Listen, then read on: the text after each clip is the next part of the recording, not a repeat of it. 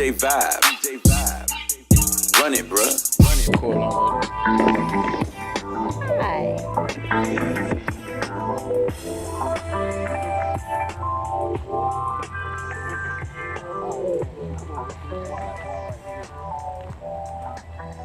What's up, everybody? Back for another Foundations of Training. I'm not sure which one this is because I record a lot of these at the same time, but I don't always put them out in order. Alright, so we're going to work on achieving the false grip. The false grip is going to be real vital for you to getting that strict muscle up, and then getting to your regular muscle up as well, because that helps decrease the time it takes to transition from pulling to pushing. So that's one part where people really get stuck in their muscle up, is the actual transition phase. They have the strength to pull, they have the strength to dip, but it's like transitioning from pull to dip is harder. So working on the false grip, where you're basically like the palm of your hand is like really over the bar. That's what we're gonna start working on right here. So I'll go over here, we'll walk over here real quick, and we're gonna attack this low bar for a second. So one thing you can do, I have 2 lacrosse balls gonna be for a drill. I'll give it to you in a second. So yeah, I think that's cool. So achieving the false grip. So 2 ways: you can either have your knuckles of your thumbs right over, or you can grab and you'll have to more so turn towards the pinky side to achieve like your false grip. Either one of these is going to be false grips for you, where you have here or whether you have here, and it just all depends on kind of what you on what you like to do or what you feel most comfortable doing.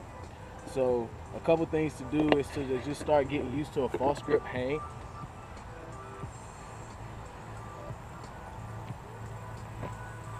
So a couple things with the false grip hang. I just showed Mr. Kima this, and we've been working on this. You want to work on condensing your capsular slack in your shoulder. So making torque or rotational force into the shoulder is going to help connect everything while you're doing your holds, so you're not swinging as much. So that's also going to allow you to, that's also going to think about like breaking the bar. If you think about trying to bend the bar, that'll be the right activation, because you'll start to get the elbows to come down, and turn the shoulder into your shoulder girdle, or your humerus into your shoulder girdle. So again, we got the false grip hang, right? False grip is also going to help you get your front lever, right? So you can do false grip hangs. You can do L-sit in the false grip. That's going to help you as far as like stabilization, right? So one thing you can do to train, like people talk about, all right, sometimes it kind of hurts. Your body will really get used to it, but when you're first getting into it, be kind to yourself and know that it's not going to feel really great when you're initially doing it. So one way to get conditioning for it is to get you 2 tennis balls, or I always have lacrosse balls on me for the most part. Hold them in your hand, in each hand, and you're going to place that meat of the palm of your hand on the bar where we're wanting to clamp down or anchor ourselves. So other side of the ball on, squeeze the ball to the bar, squeeze your hand to the bar, and just hang here. Keeping the knees up and the core activator is going to help you with control.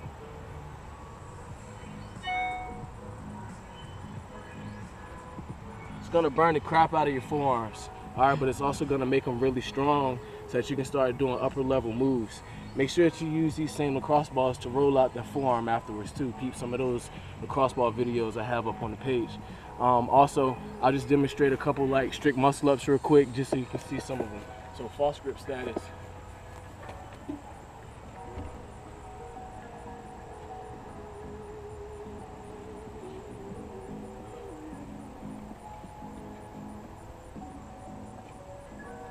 So I have the false grip at the top. So as you see, really, that I'm not really having to rotate my wrist around. So I'll show you what it looks like without a false grip, where you have to use a little more of your transition. So my wrist is coming down, and then I have to flip back up, press over. And really doing muscle ups without the false grip is a far more explosive movement. Well, it needs to be, because you have to have that force that you can rotate the wrist around, right? With the false grip, it's more of a it's more of a strength thing. It's not so much explosion as it is to just like really more so control. So work on a couple of these things, and then I see you tomorrow.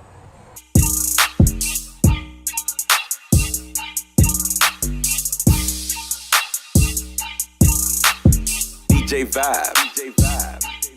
Run it, bruh.